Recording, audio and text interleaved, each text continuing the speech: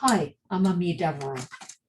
We are finally at the point that we're about a year out from the beginning of the pandemic, and we all see the light at the end of the tunnel when everybody is vaccinated and life can go back to the pre-pandemic times.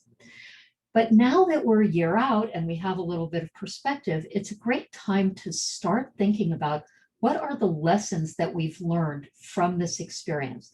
What are the insights that we now have that will make us better able to handle crises in the future, that will give us better tools for the present moment, whether for our individual lives, our organizations, our families, and whatever else is important to us. So I've been trying to collect these sorts of things. I posted it to Twitter to get some feedback from people. I put it up in my community bulletin board to see what people would say. And as a result of all of that input, and of course, some of the ideas I had, I have a little curated body of thoughts about what we might take away from the pandemic. The general theme of everything that I heard is resiliency. So, what exactly is resiliency? Well, resiliency is kind of like when you stretch a rubber band as far as you can take it, it doesn't break, it bounces back.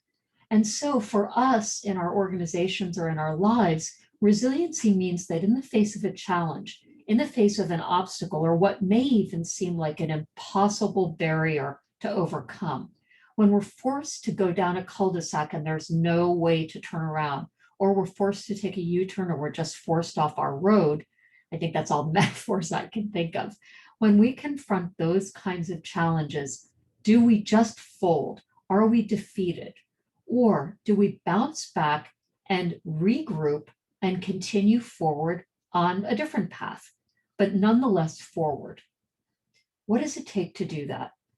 Well, I think in some way we'd all like to think that resiliency is a function of something like our strength of character, an internal fortitude that carries us forward no matter what happens.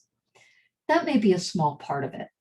But the reality is that resiliency in this complicated world of 2021 is more than just our internal fortitude. It has to do with the conditions that we create and the characteristics that we build into ourselves and our organizations that make us able to go forward in the face of those kinds of obstacles. So, what are some of those qualities? Well, one of them is having reserves. You could think of some of the lessons of the pandemic like a kind of reinforcement of things that our mother told us, or our parents told us, or our teachers told us when we were children. For example, save money. Now, there are a lot of people in this country and in the world for whom that is just simply impossible. They couldn't live if they didn't spend all of the money that they make week to week. But for many of us, we have circumstances in which we can save money. Clearly, some more, some less. But this idea of having reserves is something that we have begun to embrace over the pandemic. In fact, over the last year, Americans have begun to save more money than they have in decades. That's a wise lesson from the pandemic. And even when we start to go out again and go to restaurants and spend money more freely, it's a lesson that we want to keep, that we might want to do without something in the present moment in order to have it in the future. And that's kind of a hard lesson to learn when you're sort of an instant gratification junkie. But having reserves is fundamental to being resilient. What else? Well, it seems like the organizations that did well in this situation had a lot of agility. They were able to make a turn quickly, to alter the direction they were going, to use what's now become a kind of buzzword, to pivot. Now, if you're going to demonstrate agility, one of the things that you need is you need to know which direction to turn in. If you're facing north and you need to go in some direction, do you go south? Do you go west? Which direction do you go? That decision means you have a plan B.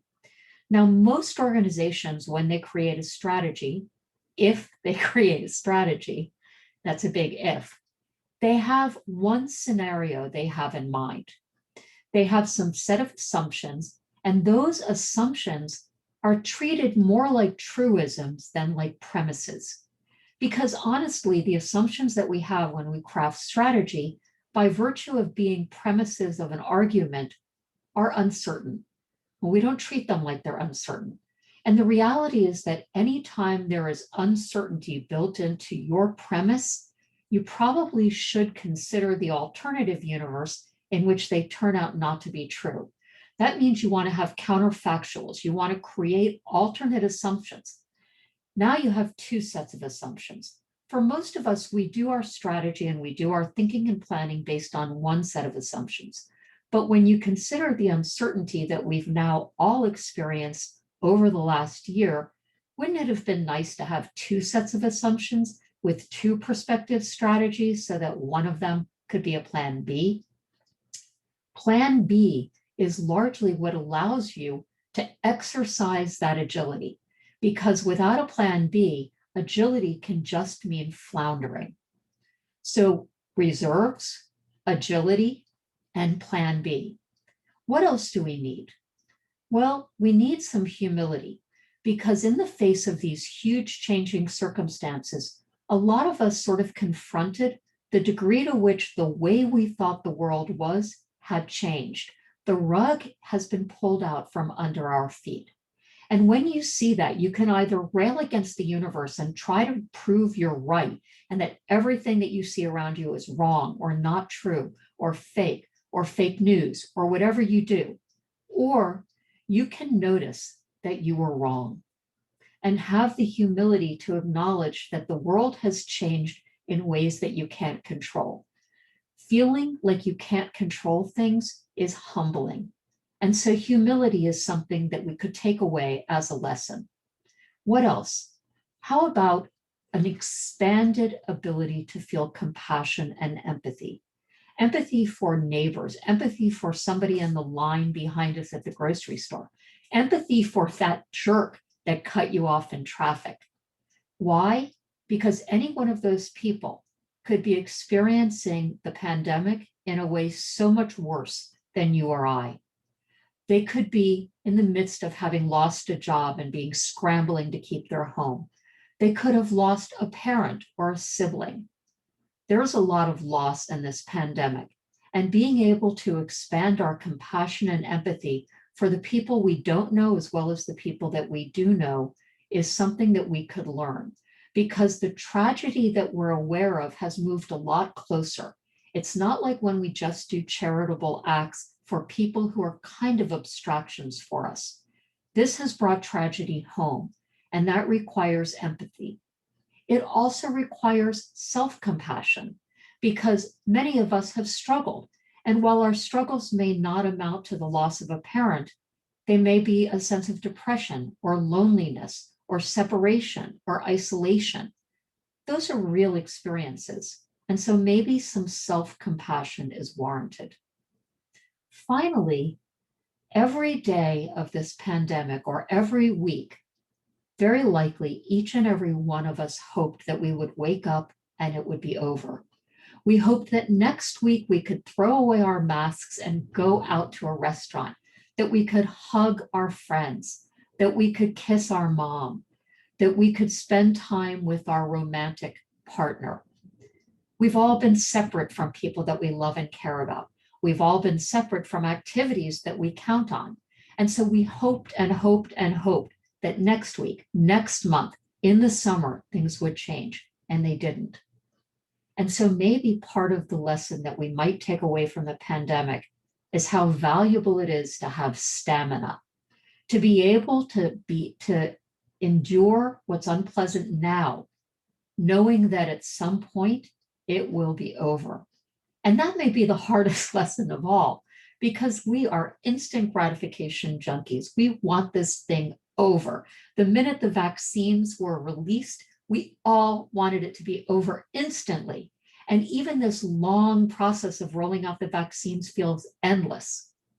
But stamina, all of those qualities, reserves, plan B, agility, compassion, and stamina add up to being able to move forward with greater wisdom, with greater competency.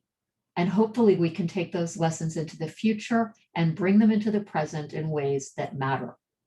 Now, this is not an exhaustive list, so I hope you will post your own insights and lessons below in the comments, or ask to join our community beyondbetter.online, where you'll meet other people who are really interested in leadership and strategy, critical thinking, and just generally improving our ways of being in the world.